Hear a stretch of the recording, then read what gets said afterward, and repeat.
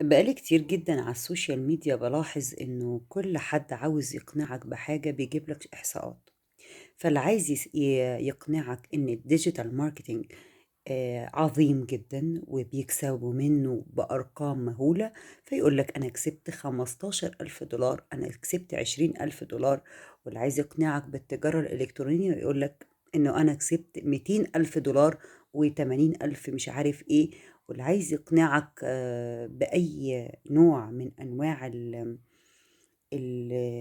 الشغلانات اللطيفة اللي موجودة أونلاين اليومين دول، فيروح جايب لك إحصاءات ويجيب لك هو بيكسب كام. طب يا عمي يا بتاع السوشيال ميديا يا بتاع الإحصاءات، كسبت الكلام ده بعد قد إيه؟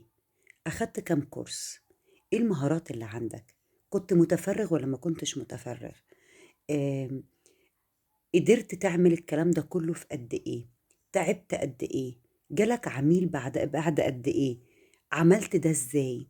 ما تقول لنا خطوات علشان إحنا نتعلم منك. ليه يا جماعة كل حد عايز يطلع يبق لنا كلمتين وإحنا نصدق من غير ما حد يقول لنا إيه الرحلة اللي أنت مشيتها؟ إيه اللي أنت كنت عايز تقوله لنا؟ يعني إحنا نتعلم إيه؟ إن أنت بتكسب كويس؟ طب يا سيدي شكرا. طيب إحنا ممكن نفهم حضرتك مشيت إزاي؟ اتعلمت إزاي؟ كسبت إزاي؟ عملت إيه؟ دخلت على مواقع شكلها إيه؟ اتعلمت منين؟ كل الكلام ده من غير إجابات. فأرجوكم اللي يحب يقول لنا حاجة يتعب أصلا ويقول لنا إيه يا جماعة